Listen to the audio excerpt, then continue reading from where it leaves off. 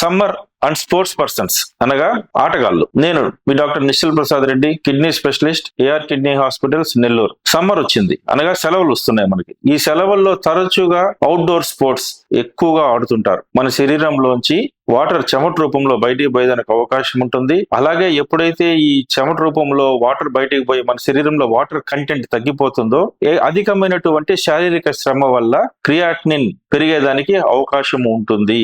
So చాలా జాగ్రత్తగా ఉండాల్సినటువంటి సమయం ఇది. స్పోర్ట్స్ ఆడే వాళ్ళు, పిల్లలు కానివ్వండి, పెద్దవాళ్ళు కానివ్వండి, ఎండలో ఎక్కువసేపు ఆడినప్పుడు ఎంత చెమట అయితే మనకి బయట పోతుందో అంత వాటర్ కంటెంట్ కంప్లీట్ గా రీప్లేస్ చేసుకోవాలి. వాటర్ తో పాటు లెమనేడ్స్ అంటే sweet and salt, sugar and ఉప్పు, ఈ రెండు కలుపుకొని వాటర్ తాగాల్సినటువంటి అవసరము ఎంతైనా ఉంటుంది. అది 4 లీటర్లు కావచ్చు, 5 లీటర్లు కావచ్చు. ఎంత చెమట రూపంలో మనం ఎంతసేపు ఆడుకుంటామో అంత వాటర్, దాంతో పాటు ఉప్పు అండ్ షుగర్ కంపల్సరీగా రీప్లేస్ చేసుకోవాలి. ఆటలాడి ఇంటికి వచ్చిన తర్వాత యూరిన్ తెల్లగా క్రిస్టల్ క్లియర్ గా ఉండే విధంగా చూసుకోవాలి. అలా కాని పక్షంలో యూరిన్ ఎర్రగా వచ్చినా లేదా బాగా చిక్కగా వచ్చినా, ఎక్కువ మంటతో వచ్చినా గానీ వెంటనే డాక్టర్ని సంప్రదించండి.